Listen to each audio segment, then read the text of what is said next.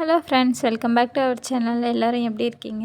நம்ம சேனலில் எப்போயுமே ஹேர் க்ரோத் பேக்கு அதிகமாக பார்ப்போம். இந்த டைம் வந்து இப்போ நீங்கள் வீடியோவில் பார்த்துட்ருக்க மாதிரி ஹேர் வந்து நல்லா வளர்ந்தால் மட்டும் போதுமா, நல்லா கருமையாக வளரணும் இல்லையா?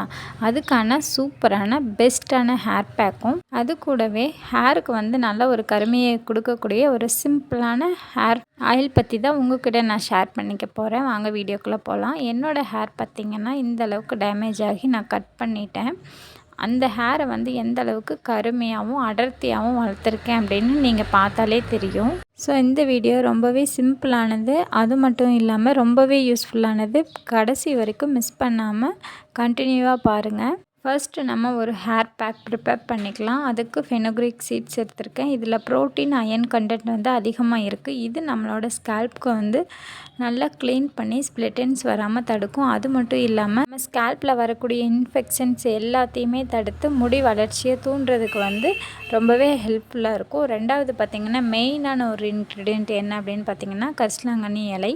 இந்த இலையை ஃப்ரெஷ்ஷாக எந்த அளவுக்கு எடுத்துக்கிறீங்களோ அந்த அளவுக்கு முடி வந்து நல்லா கருமையாக மாறும். நம்ம கையில் தேய்க்கும் போது கூட நல்லா கருமையாக மாறிடும். சைடில் நீங்கள் பார்க்குற பிக்சரில் இருக்க ஹேர் ஆயில் வந்து கரிசலாங்கண்ணி ஹேர் ஆயில். அப்போது எனக்கு பவுடர் தான் கிடச்சிது, அதை வச்சு தான் ப்ரிப்பேர் பண்ணியிருந்தேன். இப்போ ஹேர் பேக்குக்கு பார்த்திங்கன்னா கொஞ்சம் பவுடரும் கொஞ்சம் ஃப்ரெஷ்ஷான கரிசலாங்கண்ணியும் கிடச்சிருக்கு. அதனால் இந்த ஹேர் பேக்கை நான் வந்து ப்ரிப்பேர் பண்ணியிருக்கேன். இதுவே வந்து ஃபஸ்ட்டு நீங்கள் பார்த்த பிக்சரில் இருந்த ஹேர் கரிசலாங்கண்ணி விதைகள் போட்டு வர வச்சு அதில் நிறைய இலைகள் பறித்து ப்ரிப்பேர் பண்ணேன். மூணாவது எடுத்துக்கிட்டது பார்த்திங்கன்னா எக்கு. இதிலேருந்து எக் ஒயிட் மட்டும் நம்ம எடுத்துக்க போகிறோம். இதுலேயும் ப்ரோட்டீன், அயன் கண்டென்ட் வந்து அதிகமாக இருக்குது. நம்ம ஹேரை வந்து நல்லா ஸ்ட்ராங் ஆக்கி கொடுக்கும். நம்ம ஹேர் வாஷ் பண்ணுறதுக்கு முந்தின நாள் நைட்டு 2 டேபிள் ஸ்பூன் அளவுக்கு வெந்தயத்தை இந்த மாதிரி தண்ணியில் ஊற வச்சு நெக்ஸ்ட் டே காலையில் பார்க்கும்போது இந்த அளவுக்கு ஊறி வந்திருக்கும். அப்படி இல்லை வெந்தயம் சரியாக ஊறல அப்படின்னா நீங்கள் நல்லா பாயில் பண்ணிவிட்டு அதுக்கப்புறம் ஊற வச்சிங்கன்னா நல்லாவே ஊறிடும். அப்போ தான் நம்மளுக்கு அரைக்கும் போது நல்லா சாஃப்டான டெக்ஸ்சரில் கிடைக்கும். இது கூட கரிசலாங்கண்ணி இலைகள் வந்து ஃப்ரெஷ்ஷாக கிடைச்சதுன்னா கண்டிப்பாக ஃப்ரெஷ்ஷாக சேர்த்திக்கோங்க. அப்படி இல்லை அப்படின்னா பவுடர் டைப்பில் வந்து வாங்கி வச்சுட்டு ஒரு 4 டேபிள் ஸ்பூன் அளவு வந்து நம்ம ஆட் பண்ணிக்கலாம்.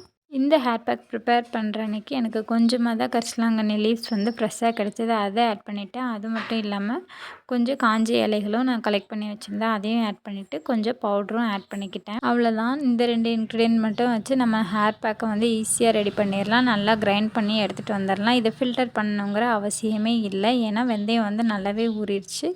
இதுவும் வந்து நல்லாவே கிரைண்ட் ஆயிரும். இந்த ஹேர் பேக் வந்து நம்ம வாரத்தில் ஒரு நாள் மட்டும் யூஸ் பண்ணிகிட்டே வரும்போது ஒரு சூப்பரான ரிசல்ட் கிடைக்கும்.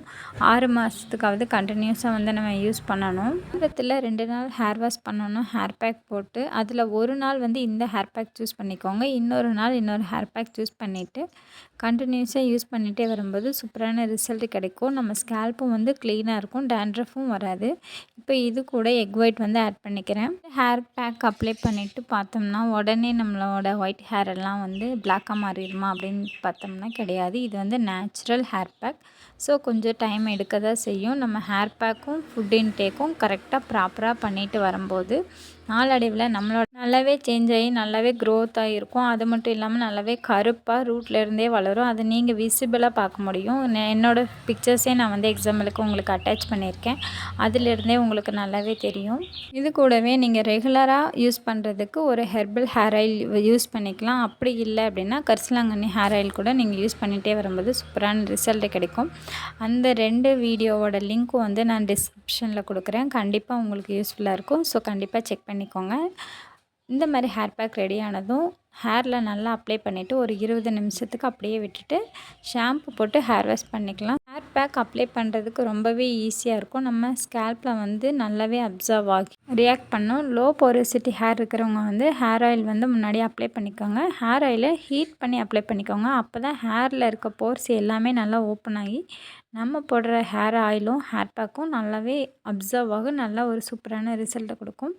ஹேர் வாஷ் பண்ணிவிட்டு நல்லாவே ஹேரை ட்ரை பண்ணிவிட்டு வந்துட்டேன். ஹேர் தொட்டு பார்த்தாலே நல்லா சாஃப்டாக ஷைனிங்காக மாறிடுச்சு. இல்லை ஸ்கேல்ப்லேயும் ஹேர்லேயும் அவ்வளோ ப்ராப்ளம்ஸ் வந்து எல்லாத்தையும் சரி பண்ணி கொண்டு வரதுக்கே 2 வருஷம் ஆயிடுச்சு.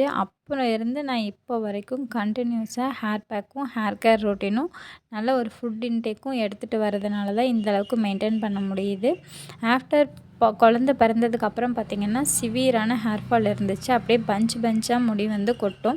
ஸோ அதை பற்றி நம்ம கவலைப்படாமல் கண்டிப்பாக நம்மளுக்கு ஹேர் வந்து நல்லா வளரணும் அப்படிங்கிற ஒரு கான்ஃபிடென்ட்டோட கண்டினியூவாக யூஸ் பண்ணணும். என்றைக்காவது ஒரு நாள் போட முடியல அப்படின்னா பிரச்சனை இல்லை. ஆனால் வாரத்தில் 2 நாள் வந்து மோஸ்ட்லி ஹேர் பேக் வந்து கண்டிப்பாக அப்ளை பண்ணுங்கள். எனக்கு அப்ளை பண்ணி தான் இந்த அளவுக்கு ரிசல்ட் கிடச்சிருக்கு.